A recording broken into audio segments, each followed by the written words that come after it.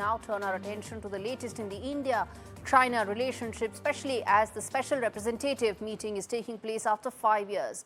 National Security Advisor Ajit Doval met Chinese Foreign Minister Wang Yi to discuss the India-China border issue as part of the special representatives for the border mechanism. Doval headed the Indian delegation in the 23rd round of talks, which are being held after a gap of 5 long years. The last meeting was held in 2019 prior to the Galwan conflict in 2020. The two officials are expected to discuss a range of issues, most importantly the border dispute. Then there are trade and connectivity issues, visa issues.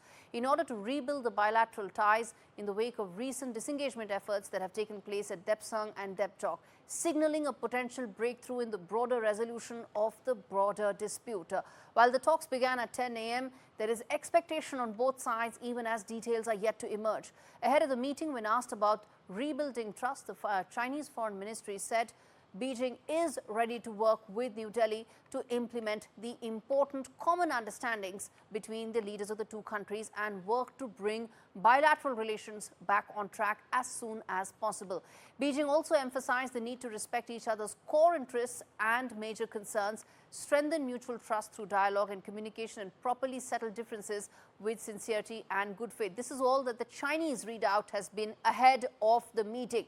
But most importantly, we put out the key questions that we discuss today. As we say that also on the show, is this the road to trust? Remember, trust deficit is the biggest thing, and that's the question we are asking also. Will there be now more trust and less suspicion on both sides? The other key question we ask, will talks lead to further de-escalation on the border in terms of, remember, there is still build-up on both sides. How will that go down, the build-up or troop build-up on both sides? The next thing we ask is, what's really pushing Xi Jinping towards this road to trust? Remember, Donald Trump, President-elect, comes to power in just about a month from now. He's already set his task against China very clearly.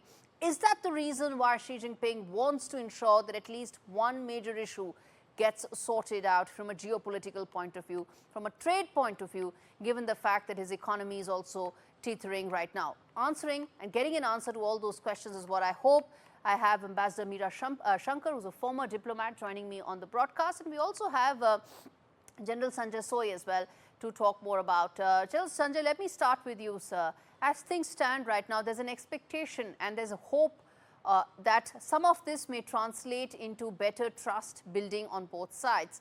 But how do you go about addressing the core issue, the fundamental issue, which remains the border dispute?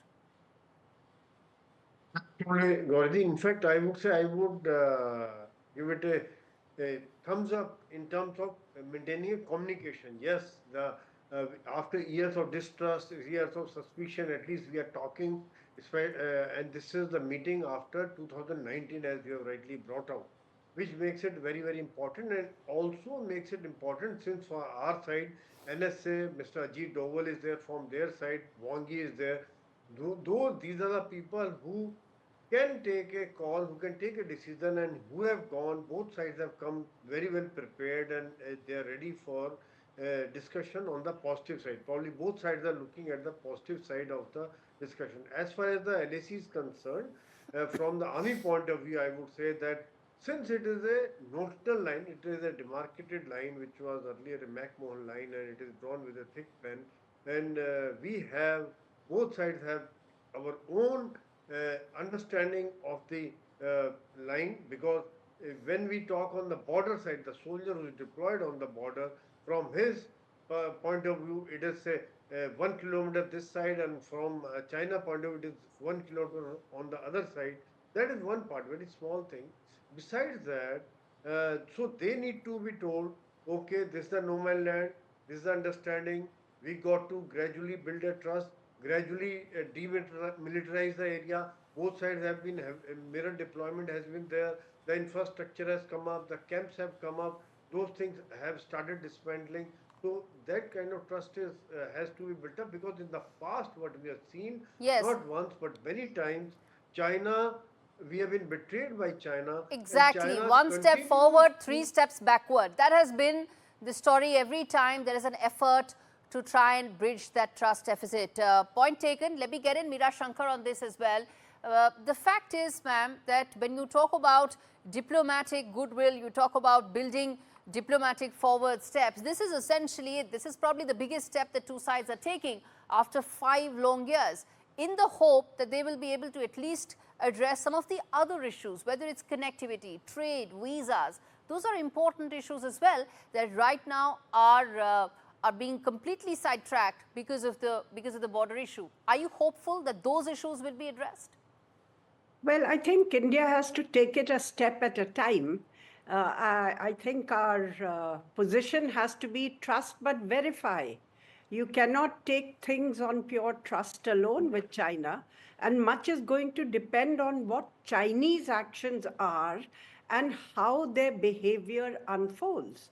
Because if at the same time that we are de-escalating in the in the Western sector, we find that steps are being taken to ramp up infrastructure near Doklam or along the Arunachal border, well, that is not going to lead to trust. And right now, what has happened is the first step. You have reached agreements on patrolling and on disengagement, that is, pulling back your forces in the areas of direct confrontation. There are larger issues now, the removal of infrastructure which has been built, and finally, demilitarization, at least in a certain band near the border. This, despite the fact that China has the infrastructure advantage because Tibet is a plateau and they can virtually drive right up to the border.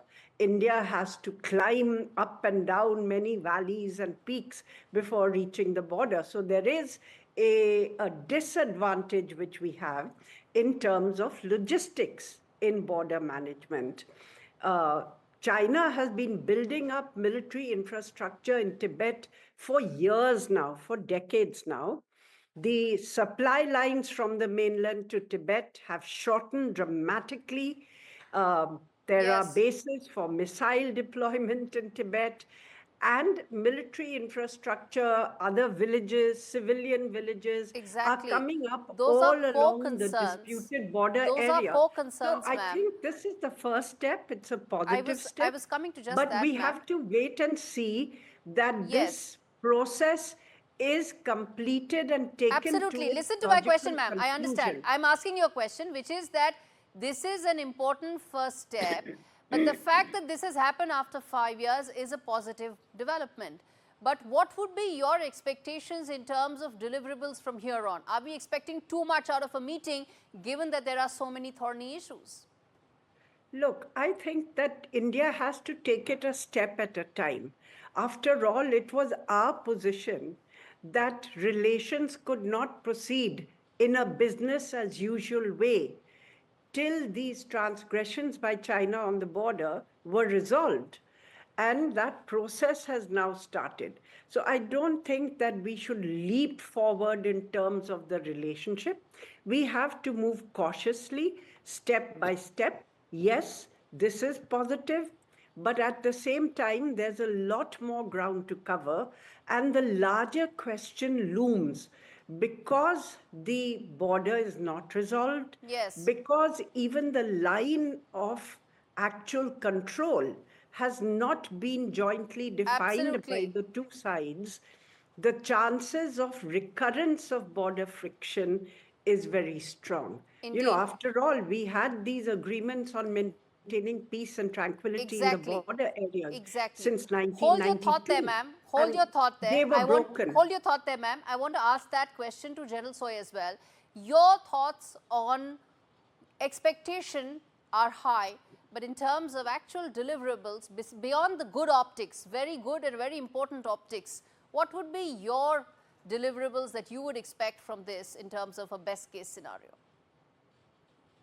Yeah, I think I will agree with Ambassador Meera that we got to go a step at a time, and there are many issues, not one issue, because on the one side there's a passport stapling of the passport in the people from Arunachal Pradesh, or otherwise there are border issues on the northeast side, development of infrastructure, the dismantling of defenses.